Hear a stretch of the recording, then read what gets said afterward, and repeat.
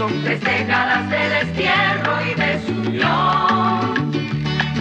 30 años de duro exilio, extranjero domicilio. Qué pena de son que canta.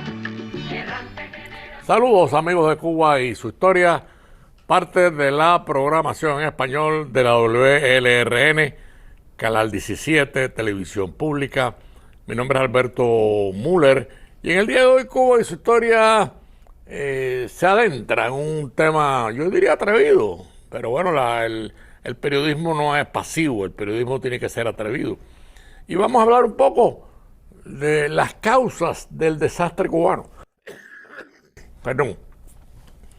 Y yo estaba analizando ayer, preparando el programa, por ejemplo, el marxismo cubano. ¿Por qué Fidel Castro decide hacerse marxista, comunista y entregarle todo el proceso a los rusos? Bueno, es una decisión tardía. Me refiero a tardía cuando Fidel Castro decide hacerse marxista. El marxismo de Stalin venía en retroceso. Ya era un marxismo, habían asesinado más de 12 millones de rusos en el proceso.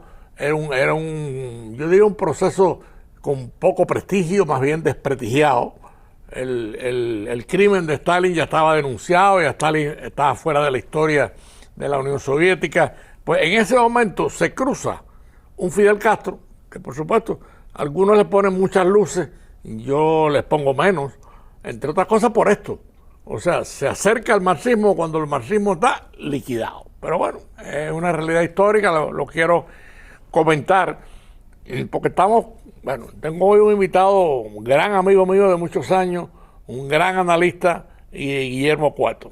Bienvenido a Cuba y su historia. Gracias, Willy, Alberto, es un gran placer. Gracias por invitarme. Queríamos hoy, con Guillermo, con Willy, evaluar un poco el fracaso del proceso cubano. Me refiero al fracaso del comunismo cubano, que obviamente el primer elemento lo acabo de mencionar.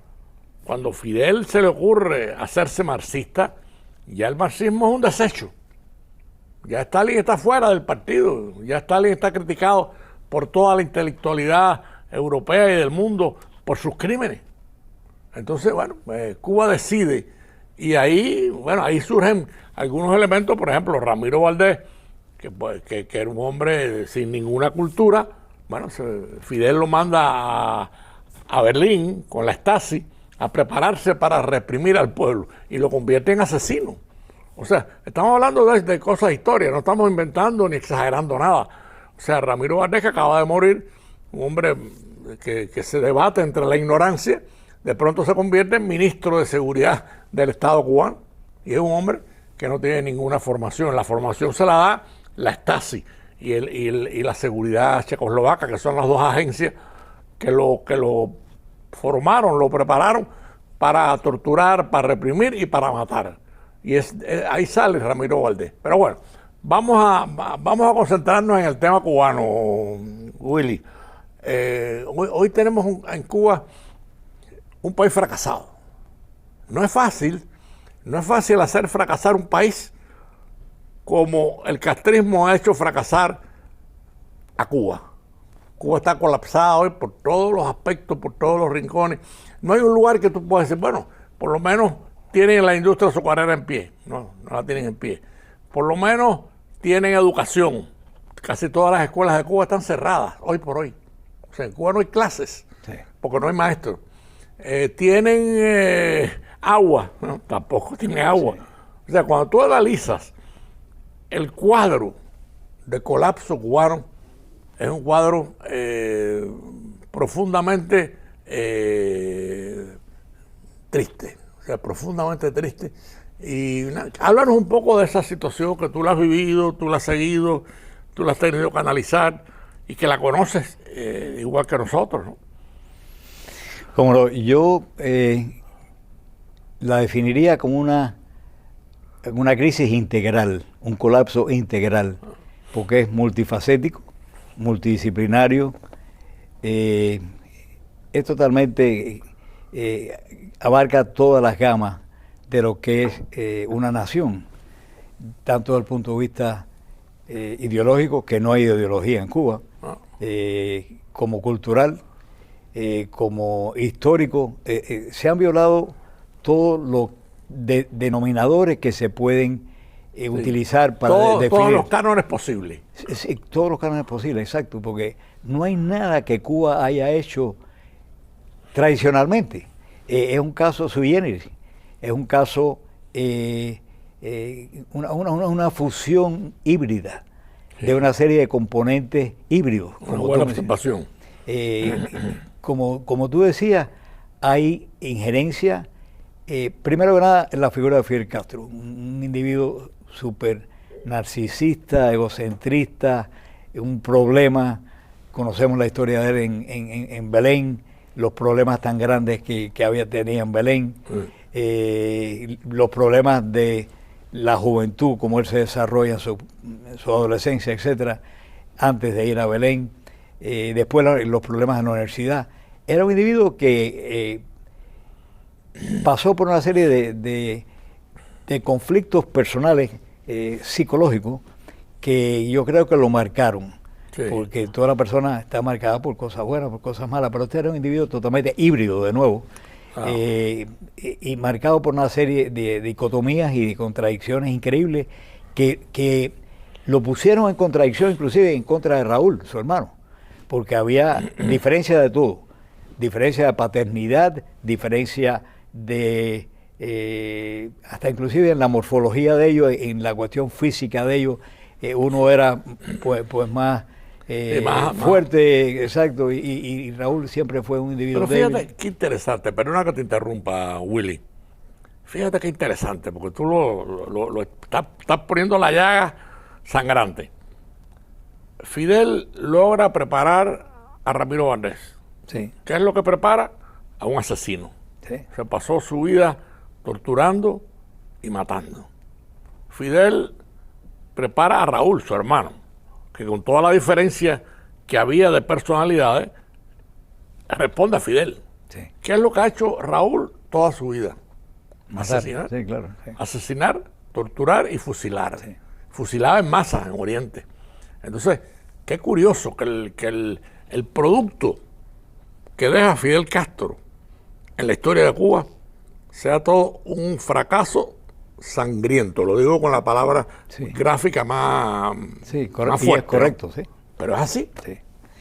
Yo creo, Alberto, que aparte de lo que hablamos de su psíquica, o sea, su complejidad y contradicciones psicológicas que fueron y toda su vida existentes y prevalentes, yo creo que ahí había una mano que fue dirigiendo a Fidel Castro.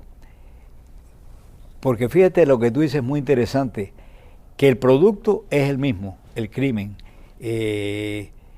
los asesinatos y las torturas y la maldad.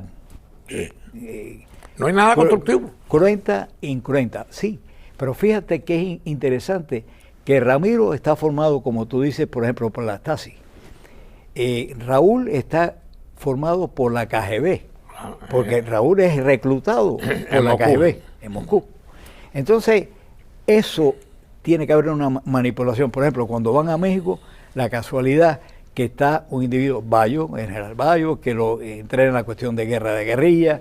El Che ya estaba totalmente adoctrinado. Pero qué bueno que mencionas el Che.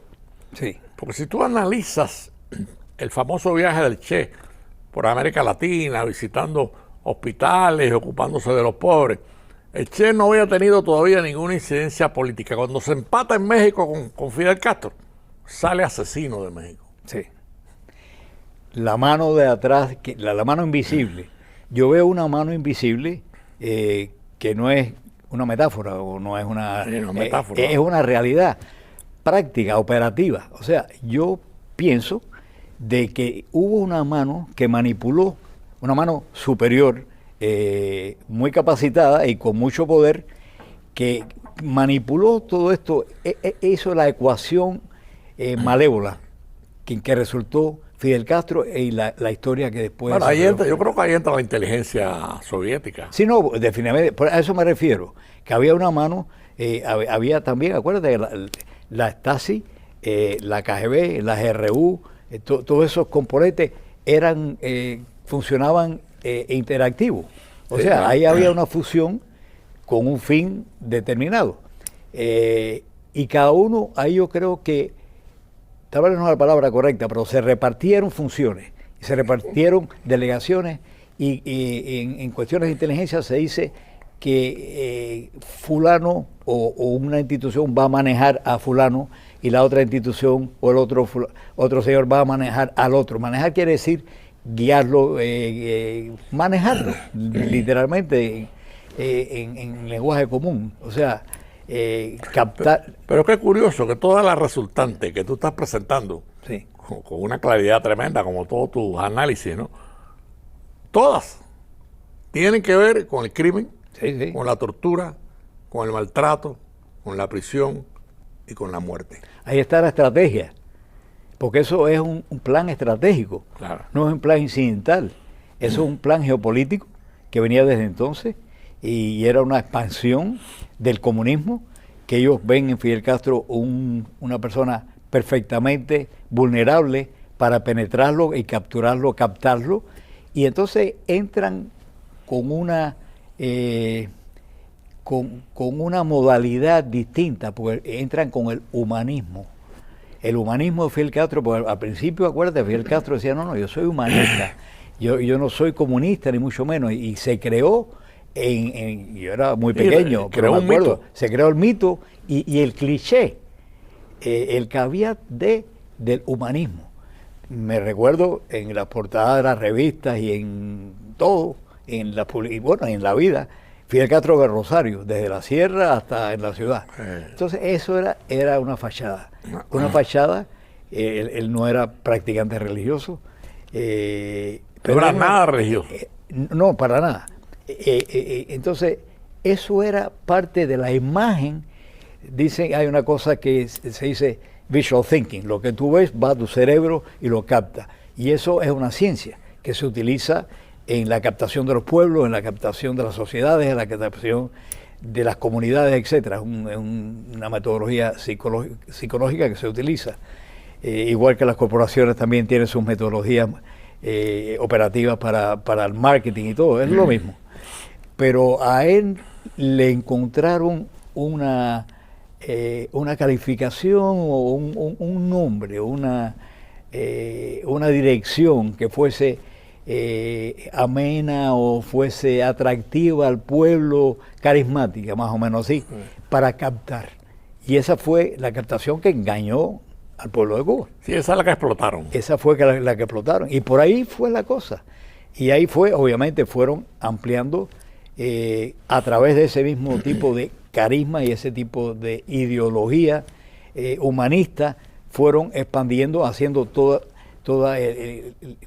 las operaciones de ellos en realidad de captura de la sociedad, de la economía, de la cultura, de la educación, etcétera. Fue un trabajo, como nosotros vimos, paulatino, clandestino, si quieres ponerlo en términos de eso, tú sabes, porque fue una cosa que no era pública, era un plan y una estrategia y un objetivo que había que hacerlo paso a paso. Amigos de Cuba y su historia, para los que han sintonizado tarde, siempre hay algunos que sintonizan tarde. Lo explicamos al principio, el programa de hoy se va a adentrar, ya estamos dentro de él con Guillermo Cueto, un gran analista, un gran especialista en estos temas. Era básicamente para analizar el fracaso de Cuba. O sea, el fracaso de Cuba no es casual. O sea, el fracaso del gobierno cubano no es casual. En Cuba acabó no solamente con la industria azucarera, acabó con una industria privada muy reluciente, acabó con la educación. Hoy en Cuba no hay clases, no hay maestros para dar clases. Es una cosa increíble. No hay azúcar, no hay agua, hay epidemias por todo el país. Entonces, el colapso ha llegado a un punto sin retorno. Sin retorno porque estos señores no tienen solución para esa crisis. No la tienen. No lo tienen. Entonces, ¿cómo tú ves esa crisis en sentido analítico? O sea, tú que mueves a veces las causas hacia resultantes muy, muy precisas, ¿no? Ellos no tienen salida. Y se les ha advertido, porque la visita del director de la CIA, John Ratcliffe, precisamente a los interlocutores que tenía él en la última visita que hizo, pero también anteriormente a eso hubieron otros interlocutores, entre comillas, que es interesante, Alberto, porque son distintas personas, posiblemente con distintas agendas, claro, comunicándose con nosotros. O sea, yo estoy retirado, pero o sea, genéricamente con el gobierno de los Estados Unidos, pero todos tienen cierto tipo de denominador común, que todos son, bueno, un par de ellos son Castros. Está el hijo de Raúl, está el nieto de Raúl, está el hijo de Ángela, el nieto de Ángela, la hermana mayor de Raúl y de Fidel. O sea, todo eso son Castro. O sea, Oscar Pérez Fraga es parte de todo eso. No sale el nombre de Castro, pero es Castro. Entonces, están unos más visibles, otros más disfrazados, conversando con nosotros, de punto genérico de nuevo, en distintos lugares y en distintas ocasiones, y otros que no han salido los nombres a relucir y yo no lo puedo analizar ni mencionar, pero que también ha hecho contacto con los Estados Unidos. Claro. Aparte de ello. O sea, ahí tú ves una serie de realidades. Ahí hay fracturas. Igual que sabemos que habían y hay fracturas entre el MINFAR, la Fuerza Armada de Cuba, y el Ministerio del Interior, de hace muchos años. Ha habido problemazos. Problemazos increíbles. Inclusive, cuando el caso Ochoa y todo, que transfieren a personal del MINFAR por arriba de los oficiales del MININ. Y ahí se crea o se pone al máximo la fricción. Bueno, todas esas fricciones son fracturas que han existido y que existen. Y en este caso están las fracturas, yo te diría, no son generacionales. Bueno, hay un poco de generacional, pero muy leve, porque las edades en este momento casi todas son parejas.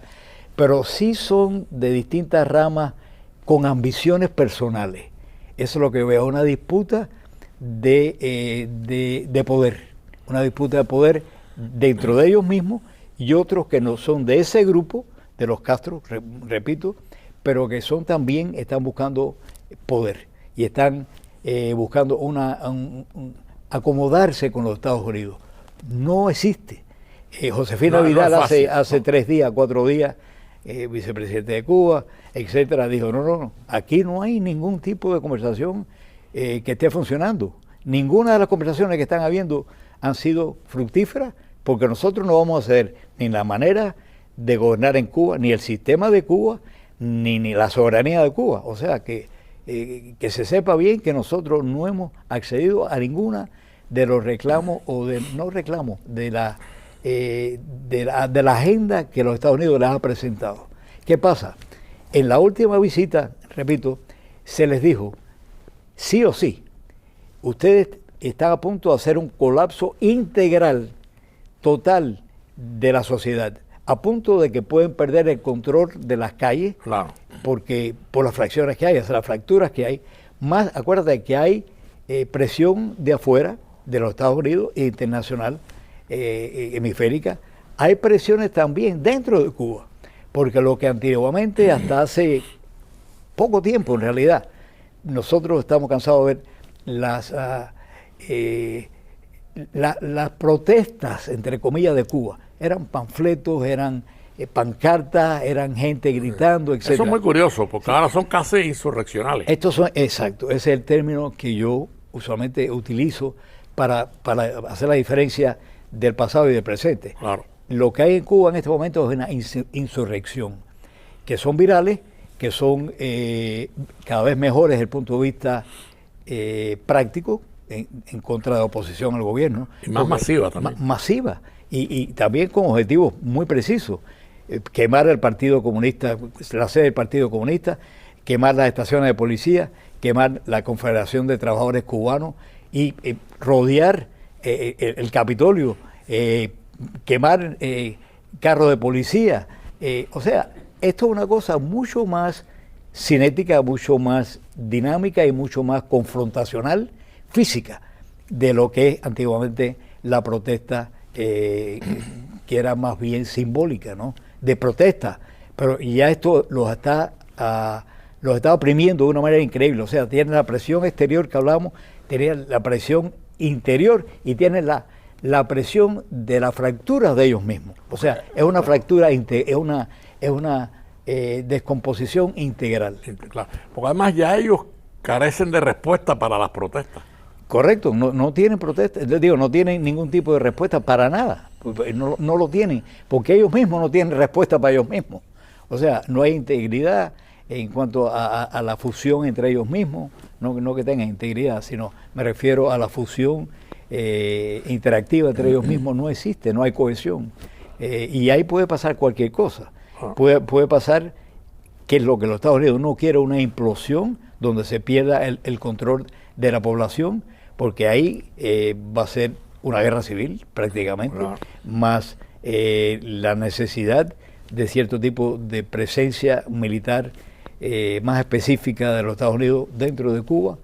Y ahí hay una serie de modalidades. ¿Cómo se puede?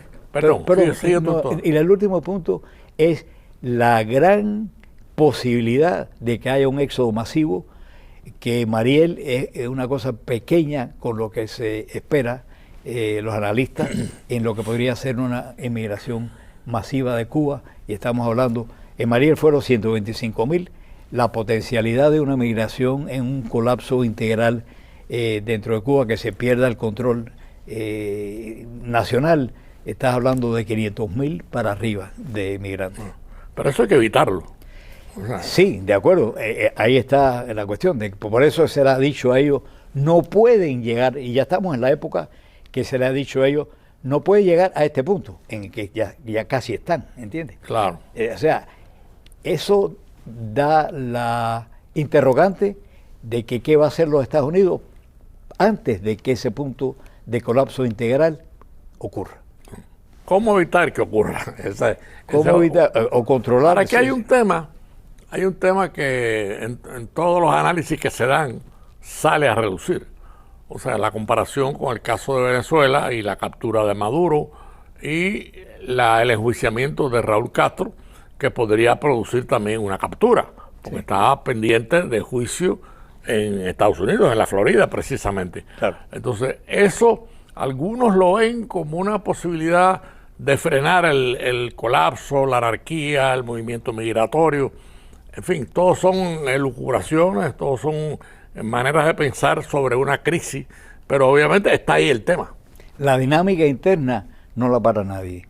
No es una cuestión externa de que tú sabes, inclusive la extracción hipotética de Raúl Castro, que no lo veo que fuese así. Yo creo que podrían haber otro tipo de operaciones internas que serían menos, menos dramáticas desde el punto de vista. Va a ser dramático todo, porque estamos viviendo un drama. Pero en realidad, sin la necesidad esa, yo creo que puede haber algo interno de lo que hablamos de la insurrección. Dentro de los mismos cuadros de ellos, se nos olvidó mencionar algo, que hay reformistas dentro del gobierno y hay penetraciones dentro del gobierno. Aquí puede pasar algo parecido. Tú fuiste testigo de aquello igual que yo, cuando la famosa manifestación de Ceausescu en Rumanía, en Bucarest. Claro, exacto. Que los militares fueron los primeros que se rebelaron. Sí. Detienen al dictador y ahí mismo lo juzgan. Exacto. En la plaza, y ahí mismo lo fusilan. O sea, que fue una rebelión sanadora del proceso. No estoy diciendo que eso pase en Cuba, ni queremos que pase ninguna violencia, pero las condiciones están dadas. Las condiciones están dadas, y hay también que recordar que hay una serie de generales con gran ambiciones, más que ambiciones, logros criminales sobre la economía de Cuba y las industrias de Cuba, que es Gaesa. Esos son individuos que son generales, tienen poder, tienen mando. Y tienen dinero. Tienen dinero en billones. Y no son 2 o 3, son bastantes. Entonces, esos son también elementos que hay que neutralizar de alguna manera. Y creo que se están haciendo una serie de medidas por parte de los Estados Unidos desde el punto de la tesorería, desde el punto de vista inclusive de sanciones. Es importante que recordemos que todos estos individuos, desde el momento que se hizo las sanciones a Maduro y a todos los componentes del cartel de los soles y los que lo ayudasen, ya Cuba de por sí fue denominada como una organización, apoyo al terrorismo, una nación de apoyo al terrorismo. Por lo tanto, todo tipo de conjunción o de articulación de Cuba y de los gobernantes cubanos con los carteles de los soles, más el cartel del Tren de Aragua, más el cartel de todos los demás, del hemisferio, el LLN, el FARC, etc. Todos ellos están vinculados. Están vinculados y por lo tanto son objetivos de captura, según las leyes americanas. Claro. Se pueden capturar, se pueden capturar físicamente. Nosotros podemos hacer cualquier cosa por capturarlo. O sea, hay un basamento legal para... Hay un basamento totalmente legal y vigente y expansivo, porque ya están incluyendo ahora no solamente a la cúpula del Politburó, del Comité Central, ese tipo de cosas. Estamos hablando ya de generales de Gaesa, estamos hablando de componentes del MINFAR, de componentes del MININT, componentes ya que cubre una gama muy ecléctica de lo que son el polity de Cuba. Guillermo, nos quedan 2 minutos de programa. Contigo el tiempo va muy rápido porque los temas siempre son candentes, ¿no? En estos 2 minutos te dejo la conclusión final. ¿Qué va a pasar? No somos adivinos, no nos gusta especular sobre la adivinanza, pero obviamente las condiciones están creadas para que algo pase. Ahí te dejo los 2 minutos. Ok, yo creo mucho en la implosión interna. La implosión interna integral. O sea, estábamos hablando que hay una serie de fracturas dentro del gobierno. Estamos hablando de las presiones externas y las presiones internas. Yo creo que eso hace una combustión que puede llegar un momento a ser una implosión social, o puede ser una insurrección, pero al mismo tiempo una especie de aislamiento que se puede hacer de una serie de figuras claves del gobierno, que se puede hacer físicamente. Eso se ha estudiado en otros países, y de ahí una serie de medidas que los militares de otra capa suban. Acuérdense que todo esto es por segmento y de un día a otro no va a arreglarse todo. Hay que tener paciencia y fe. Esto es poco a poco, pero sí creo que ese tipo de metodología y ese tipo de avance está ocurriendo y va a ocurrir. Bueno, lamentablemente, Willy Cueto, te agradecemos. Guillermo Cueto, gran analista, con una carrera profesional indiscutible. Gracias por estar con Cuba y su historia. Gracias por ayudarnos a meternos en el fracaso del comunismo cubano. Y nos vemos el próximo domingo a las 4:30 de la tarde. Gracias, Willy. Gracias a ti, Alberto. Son 3 décadas de destierro y desunión.